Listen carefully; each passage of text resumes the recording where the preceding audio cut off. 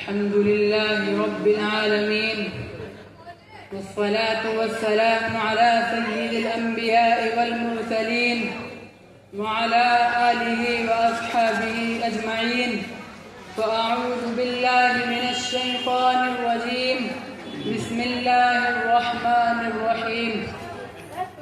وأنتم الأعلون إن كنتم مؤمنين.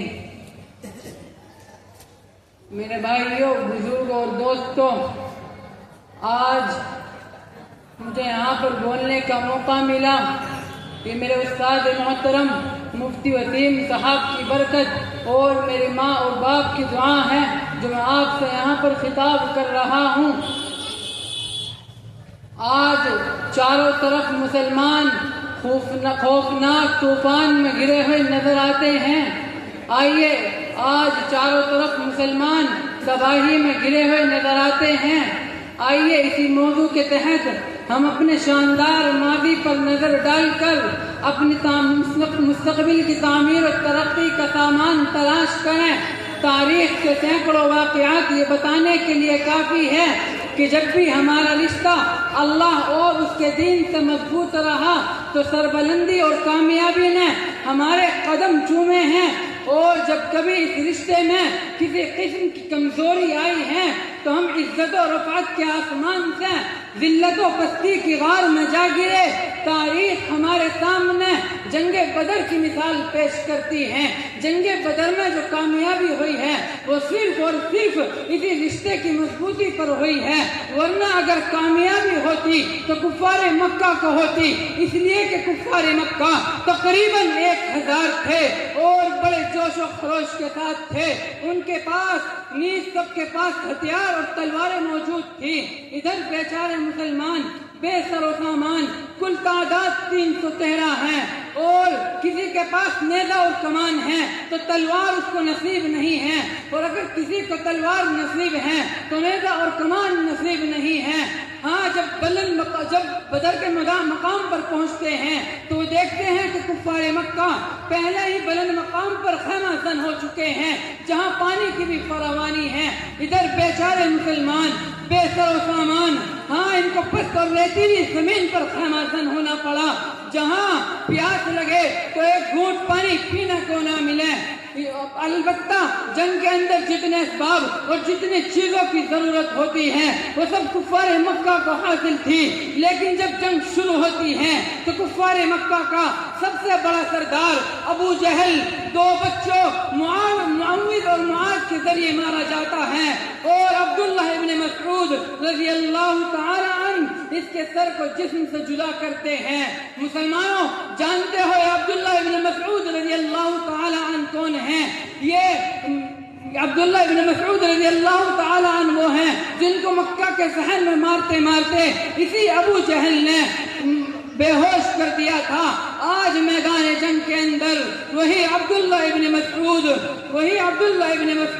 ابو جہل کا سر قلم کرتے ہیں. اس کے بعد امیہ ابن خلف مکہ کا بڑا سردار سمجھا جاتا تھا، لیکن اپنے ساتھیوں کو تحتیب ہوتے دیکھ کر میدان جنگ چھوڑ کر مکہ کی طرف بھاگ پڑا، اور حضرت بلال حبشی رضی اللہ تعالی عنہ اس کے پیچھے بھاگے ہیں، اور امیہ ابن خلف گھبرا کر گھوڑے سے نیچے گر جاتا ہے اور معافی مانگتا ہے. لیکن حضرت بلال حبشی رضی اللہ تعالی عنہ اس کے پیٹ پر تلوار چلاتے ہیں اور اس کو جہنم رسید کر دیتے ہیں.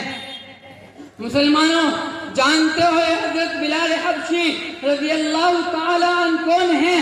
یہ اسی امیہ ابن خلف کے غلام ہیں. لیکن جب انہوں نے اسلام قبول کیا تو ان پر اتنی تکالیف کی گئی، ان کو اتنی اذیتیں پہنچائی گئی، ان کو گرم زمین پر لٹا دیا جاتا اور طرح طرح کی اذیتیں پہنچائی جاتی، یہاں تک کہ تکالیف دینے والے تھک جاتے. ان کو رات کو زنجیروں میں باندھ کر کوڑے لگائے جاتے تھے تو اگلے دن گرم زمین پر لٹایا جاتا تاکہ تکلیف سے بے قابو ہو کر اسلام سے پھر جائے، یہ یوں ہی تڑپ تڑپ کر مر جائے. ہاں، یہاں تک کہ تکالیف دینے والے، اذیتیں پہنچانے والے وہ تھک جاتے ہیں. کبھی ابو جہل کا نمبر آتا ہے تو کبھی امیہ ابن خلف کا نمبر آتا ہے. تو کبھی او کا نمبر آتا ہے، تکالیف دینے والے تھک جاتے ہیں، لیکن حضرت بلال حبشی رضی اللہ تعالی عنہ اپنے ایمان پر پورے اترتے ہیں۔ اس کے بعد اسی طرح دوسرے کفار مکہ اپنے ساتھیوں کو مقتول ہوتے دیکھ کر میدان جنگ چھوڑ کر بھاگ پڑے اور 70 مقتول ہوئے اور 70 گرفتار ہوئے، اور مسلمانوں کو ایسی فتح نصیب ہوئی ہے جس کو تاریخ کبھی فراموش نہیں کر سکتی۔ مگر افسوس خود افسوس، آج جہاں دیکھتے ہیں، جس طرف دیکھتے ہیں، مسلمان خوفناک طوفان میں گرے ہوئے نظر آتے ہیں، مسلمان غلام کی زندگی بسر کر رہے ہیں، مسلمان نیچے والی زندگی بسر کر رہے ہیں۔ آج کیوں ہماری حالت ہو گئی؟ مسلمانوں، آج میں اور تم اندلس کو نہیں جانتے، حالانکہ یہ اندلس ایک وقت میں مسلمانوں کی بہت بڑی حکومت رہی ہے، بہت بڑی مسلمانوں کی شان و شوکت رہی ہے، پوری دنیا میں شان و شوکت کی شہرت تھی۔ ہاں، وہاں پر تقریباً 750 سال مسلمانوں کی حکومت رہی ہے، لیکن آج وہاں کی حالت یہ ہے کہ ایک مسلمان بھی نام لینے والا نظر نہیں آتا۔ مسلمانوں کے اوپر ظلم و ستم اس طرح کیا گیا، یہاں تک کہ زندہ مسلمانوں کو اپنا مذہب چھوڑنے پر مجبور کیا گیا، مسلمانوں کو زندہ مسلمانوں کو آگ کے اندر جلا دیا گیا، زندہ مسلمانوں کو زمین کے اندر دفن کر دیا گیا۔ یہی وجہ ہے کہ آج وہاں پر کوئی کلمہ پڑھنے والا نظر نہیں آتا۔ مسلمانوں، آپ دور نہ جائیں، دوسرے ملک کے اندر نہ جائیں، اپنے ملک کے اندر دیکھیے آج کون سے ایسے مظالم ہیں جن کو ہم برداشت نہیں کر رہے ہیں، حالانکہ اسی ملک کے اندر ہماری حکومت رہی ہے، لیکن آج ہماری حالت یہ ہو چکی ہے کہ ہم اطمینان کے ساتھ زندگی نہیں گزار سکتے ہیں۔ کہیں ہمیں غیر ملک کہہ کر بدنام کیا جا رہا ہے، تو کہیں ہمیں ملک سے نکالنے کے لیے منصوبے بنائے جا رہے ہیں، تو کہیں ہمیں ہمارے قتل کی تدبیریں کی جا رہی ہیں۔ مسلمانوں، آج کیوں ہماری حالت ایسی ہو گئی؟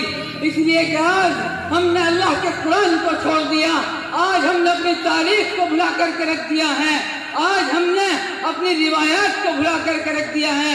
مسلمانوں، وہ قوم خودکشی کی صلیبوں پہ جھول جاتی ہے، وہ قوم خودکشی کی صلیبوں پہ جھول جاتی ہے جو قوم اپنی روایات کو بھول جاتی ہے۔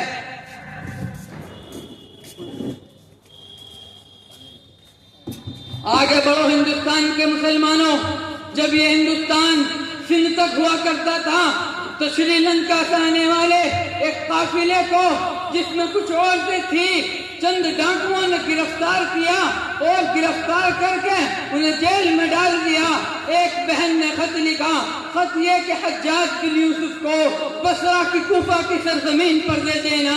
ایک نوجوان بھائی اس خط کو لے کر کوفہ پہنچا، اس نے حجاج بن یوسف کو دیا، اس میں لکھا ہوا تھا، اے حجاج بن یوسف، تیری کچھ بہنوں کو راجہ طاہر نے گرفتار کر لیا ہے، سندھ کی سرزمین پر ہم قید میں ہیں، ہماری نظریں سورج کے طلوع ہوتے ہی تیرے گھوڑوں کی ٹاپوں کا انتظار کر رہی ہیں۔ حجاج بن یوسف کرسی سے اٹھ کر کھڑا ہو گیا اور لشکر روانہ کرتے وقت یہ کہا، پہلے جہاں ہو ان جیل کے دروازوں تک پہنچ جانا، انہیں نکال کر باہر لانا ہے۔ شکست پر شکست ہوتی رہی، بالآخر جب کمان دمان فیل ہو گئے تو اس نے اپنے بھتیجے محمد بن قاسم کو، جو 17 سال کا نوجوان تھا، یہ کہہ کر بھیجا، تو اسلام کی عزت ہے، تو میرے ترکش کا آخری تیر ہے، تیری بہنیں تیرا انتظار کر رہی ہے۔ سلطان محمد بن قاسم تشریف لائے، عمر 17 سال کی ہیں، جیل کے تالے توڑ کر اندر داخل ہوئے، ماں کے قدموں میں سر رکھا، بہنوں کے آنچل میں اپنے آنسوؤں کا نذرانہ پیش کر کے کہا، او بہنوں، محمد کے غلام موجود ہیں، رسول اللہ کے دیوانے موجود ہیں، جب میرا نبی بنو قینقاع کا گھیراؤ کر سکتا ہے تو اس کے دیوانے سندھ کی سرزمین پر کیوں نہیں آ سکتے؟ محمد بن قاسم کے قدم اسلام کی برکت لے کر آئے اور بہنوں اور بیٹیوں کے لیے آزادی کا پیغام بھی لے کر آئے۔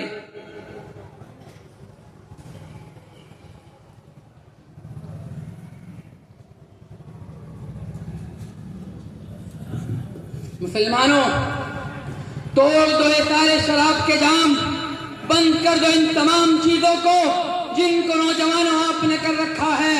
اٹھو اور جا کر کے سسکتی ہوئی انسانیت کا ہاتھ تھامو۔ اللہ یہ کہتا ہے کرو اپنی حفاظت، اس دل کو فرشتے بھی بچانے نہیں آتے۔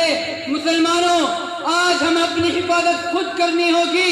تم سوچو کہ یہ لیڈر تشریف لائیں گے اور تمہاری حفاظت کریں گے، مسلمانوں نہیں، یہ مسلمانوں کے چوکیدار نہیں، یہ غدار ہیں۔ ان کو تو ختم نبوت پر بھی نہیں نکلا جاتا، ان سے تو ختم نبوت کے لیے بھی اپنے گھر سے نہیں نکلا جاتا۔ یہ تمہاری حفاظت نہیں کرنے والے ہیں۔ رسول اللہ نے کسی کا انتظار نہیں دیکھا، بدر کے میدان میں نکلے ہیں 300 صحرا کو لے کر، ان کے پاس بھی کچھ نہیں تھا، صرف 6 تلواریں تھی، 8 زریں تھی، معوذ اور معاذ جیسے معصوم بچے تھے، لیکن 1000 کے قدم اکھاڑ دیے ہیں، 70 قتل ہوئے ہیں اور 70 کی مشکیں ماری گئی ہیں۔ مسلمانوں، اور 70 قتل ہوئے ہیں اور 70 کی مشکیں ماری گئی ہیں۔ اسی بات پر وقت کی قلت کو دیکھتے ہوئے میں اپنی تقریر کو ختم کرتا ہوں اس شعار کے ساتھ کہ فنا فی اللہ کے تہ میں بقا کا راز مضمر ہے۔ جسے مرنا نہیں آتا اسے جینا نہیں آتا، وہ مرد نہیں جو ڈر جائے حالات کے خونی منظر سے۔ جس حال میں جینا مشکل ہو اس حال میں جینا مردی ہے۔ ہمارے جسم زخموں سے چور شہید، تم اپنے شکستہ تیر گنو، خود اہل ترکش کہیں بولیں گے یہ بازی کس نے ہاری ہے، یہ بازی حق کی بازی ہے، یہ بازی حق کی بازی ہے، یہ بازی تم ہی ہارو گے۔ تم کتنے مجاہد مارو گے، گھر گھر سے مجاہد نکلے گا، تم کتنے مجاہد مارو گے۔ وآخر دعوانا ان الحمدللہ رب العالمین۔ ماشاءاللہ۔ اب آپ حضرات کے سامنے مجلس میں تھوڑی غنودگی سے محسوس ہو رہی ہے، ایک بڑے شاعر تشریف لا رہے ہیں، قاری محمد زید صاحب، جو اپنے پرتاثیر کلام سے ہم سبھی سامعین کو محسوس